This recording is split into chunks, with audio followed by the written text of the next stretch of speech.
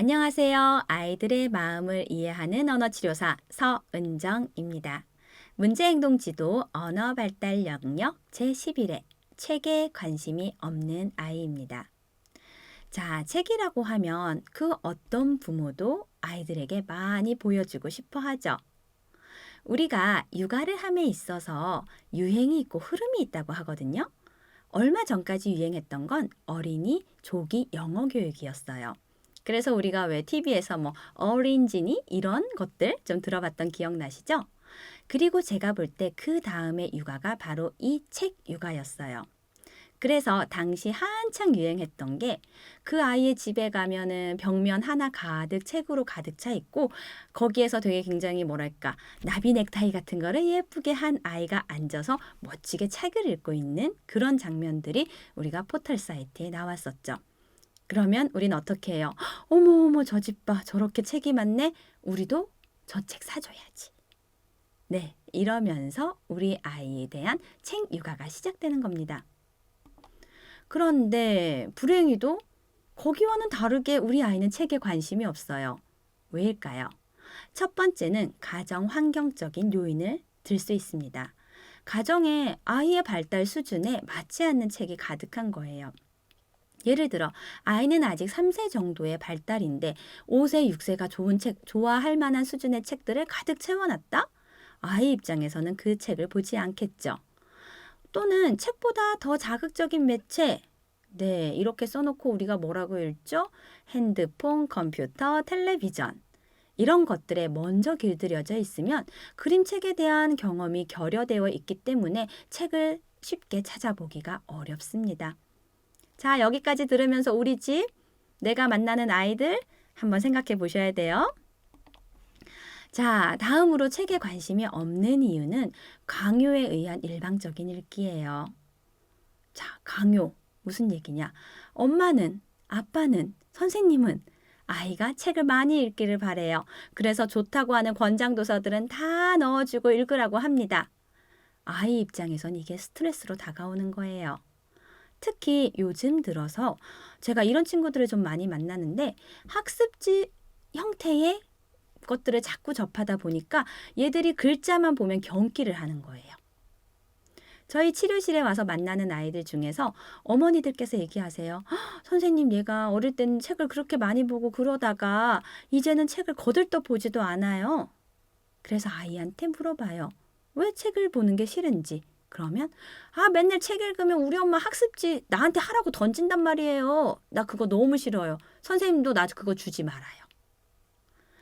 이 아이한테는 읽기가 더 이상 즐거운 경험이 아닌 거예요. 자, 책에 관심이 없는 경우 세 번째 이유는 난독증입니다. 난독증이란 표현 들어보셨나요? 난독증이란 글을 정확하게 읽지 못하고 철자를 정확하게 쓰기 힘들어 하는 경우예요. 학습장애의 한 유형으로 읽기장애라고도 하지요. 자, 이 경우는 여러분들께서 방금 본 것과는 별개로 생각하셔야 됩니다. 왜냐하면 뇌의 기질적인 원인에 의한 신경 발달 장애이기 때문이에요. 그렇다면 이런 아이들에게 우리가 책을 어떻게 가까이 하게 해줄 수 있을까요? 가장 좋은 것은 발달에 적합하고 다양한 그림책을 제공해 주는 것입니다. 아이의 발달 수준에 적합한 다양한 종류의 그림책을 제공하여서 자연스럽게 흥미를 가질 수 있게 하는 거죠. 혹시 요새 서점에 가보셨나요? 우리가 어릴 때랑은 차원이 다릅니다. 얼마나 다양한 책들이 나와 있는지 몰라요. 뭐 어디선가 갑자기 그림이 툭 튀어나오는 팝업북, 만지면 촉감이 느껴지는 촉감책, 소리가 나기도 하고요. 뭐 글자 없이 그림으로만 이루어진 책들도 있습니다. 이렇게 다양한 모양의 크기와 책을 통해서 아이들에게 책을 가까이 하는 즐거움을 느끼게 해주는 거죠.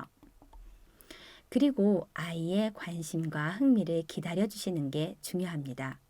아동이 누군가의 강요와 제한이 아닌 자발적인 관심과 흥미에 의해 그림책을 볼 수 있을 때까지 기다려주시는 거예요.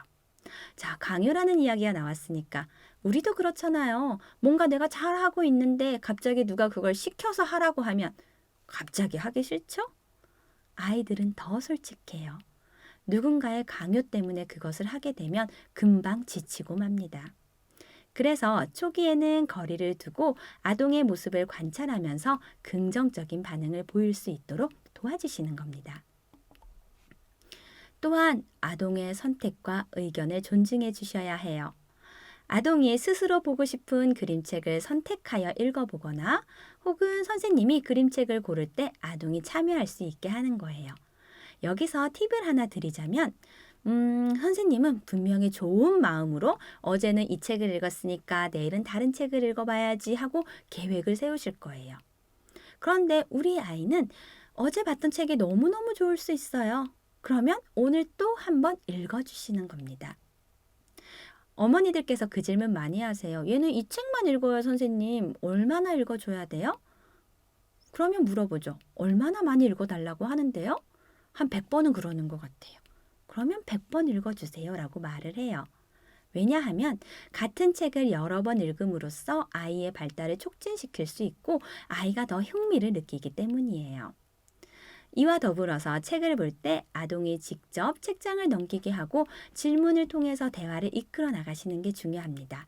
즉, 책을 읽는 게 아니라 서로 상호작용하는 상호교류의 장으로 만들어 나가시는 것이죠. 책을 활용해서 놀이로 접근하는 방법도 있습니다. 다양한 놀이를 통해서 책과 친숙해질 수 있는 기회를 제공해 주시는 것이죠. 즉, 자, 우리 책 보자, 앉아, 너 이거 책 넘기고, 이게 아니라 병풍책으로 집을 만들 수도 있고요. 그림책으로 도미노 게임을 할 수도 있습니다. 자, 여기서 중요한 거는 만약 여러분들께서 집에 몇백만 원짜리 비싼 전집이 있다고 하시면 그래서 아이가 그걸 조금이라도 찍거나 하는 게 너무 안타까우시다면 죄송하지만 그건 활용도가 너무 낮은 거예요. 가장 좋은 책은 아이가 재미있어서 너무너무 많이 읽으면서 너덜너덜해지는 책이 좋아요. 물론 함부로 찍거나 하는 것은 그러지 말라고 안내를 해주셔야 합니다. 그게 아니라 아이가 책을 넘기면서 다양한 활동을 하고 거기에서 즐거움을 느낀다면 그보다 더 좋은 책은 없겠지요. 여러분께서 교실에서 아이들에게 책에 대한 호감도를 더 높여주고 싶으시다면 책 소개하기 시간을 갖는 것도 좋습니다. 어렵지 않아요. 저는 무슨 책을 읽었습니다. 재미있었어요. 이렇게 끝나도 괜찮아요. 그 과정 하나하나가 아이에게는 책에 대한 긍정적인 감정을 심어주고 아, 내가 더 책을 가까이 해야겠다라는 생각을 하게 하는 거죠. 자, 이번 시간 우리는 우리 아이들이 왜 책에 관심이 없는지 한번 알아보았어요. 그리고 이 아이들을 어떻게 도와줘야 되는지도 알아보았죠? 마무리로 하나만 더 팁을 드리자면 책을 가까이 할 수 있게 도와주는 건 바로 선생님이 그리고 부모님이 직접 책을 읽으시는 거예요. 우리 솔직히 가슴에 손을 얹고 생각을 해볼까요? 지난주에 어떤 책을 읽으셨나요?